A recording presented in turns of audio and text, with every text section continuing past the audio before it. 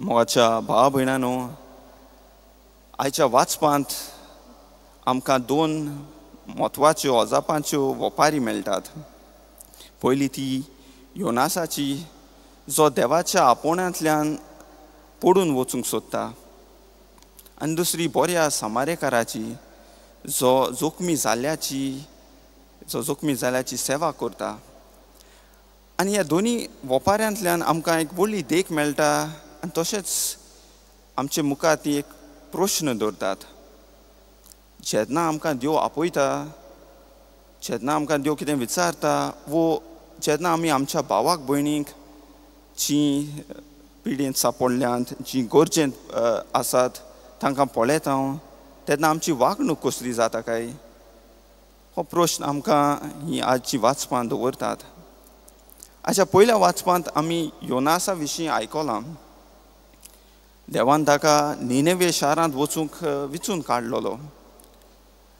निनेवे एक व्हडलें शार आशिल्लें, पूण थंयचो लोक पातकी जिवीत जियेतालो आनी हाका लागून ती देवा सोडून पयस गेल्लीं.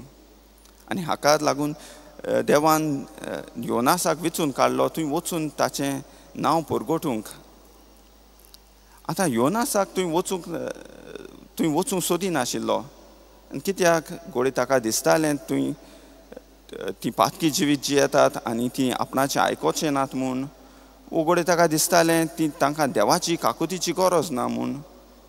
पूण आनी हाका लागून तो थंय वचचे बदले थंयचो पडून वचूंक सोदताय. पूण देवाचो प्लॅन दुसरोच. देव ताका सोंसणिकायेन परतून हाडटा. पयलें म्हळ्यार तो एक तुफान धाडटा आनी त्या तुफानांतल्यान योनासाक गोमोन येता की ताणें देवाच्या उतराक पाळ दिवंक ना म्हूण हें तुफान आयलां. तेच भाशेन जेन्ना ताका ताचे सांगाती तो दर्या शांत करून त्या दर्यांत उडयतात, तातूंत ताका समजून येता की आपणा देवाचीच गरज, देवाचेर विस्वास दवरूंक गरज, देवाच्या उतराक पाळ दिवंक गरज म्हूण. आनी तेन्ना तो देवा लागीं मागता आनी देव ती व्हडली मासळी धाडून ताका सांबाळटा. प्रियच्या भाव भयणांनो, जायते फावटी आमी योनासा भाशेन वागता. देव आमचे लागीं आमच्या अंतस्करणांतल्यान आमचे लागीं उलयता आनी आमकां जायते फावटी आमच्या पेल्याक बोगसूंक, आमकां स्वताची वाट दवरूंक, आमकां दुसऱ्यांची सेवा करूंक आपयता. आनी आमी जायते फावटी योनासा भाशेन ह्या देवाच्या उतराक पाळो दिवचे बदलेर पडून वेता तें आमी कानांत घेयनात. आमकां जाय तशेंच करतात. पूण आमचो देव मोगाळ, तो आमकां केदींच सोडिना. तो आमचो इतलो मोग करता की तो आमी पडून गेल्या लेगीत तो आमकां परतून आपयता. आमकां कित्याक आपयता? कित्याक शिक्षा दिवचे खातीर न्हय, वो कास दिवचे खातीर न्हय, पूण आमकां ताचो मोग दिवचे खातीर, आमकां ताची शांती दिवचे खातीर. आनी हीच देख आमकां पयल्या वाचपांत मेळटा. तशेंच आमकां शुभ वर्तमानांत आनीक एक ओपार मेळटा. एक दोन शास्त्री येवन जेजूक विचारता, म्हजो पेलो कोण? आनी जेजू ही बऱ्या समारेकाराची ओपार ताका सांगता. आतां जेजूच्या वेळार ह्या समारेच्या लोकांक समाज एक वेगळे तरेन पळयतालो. तांकां बरे भाशेन लेखीनाशिल्लो. तो जुदेव लोक तांकां बरे भाशेन लेखीनाशिल्लो.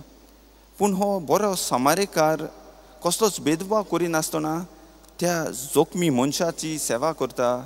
ताका आपल्या गाडवार व्हरून एका सुरक्षीत जाग्यार हाडटा, ताची गाय धुयता आनी अशे तरेन तो ताचो परामोस करता.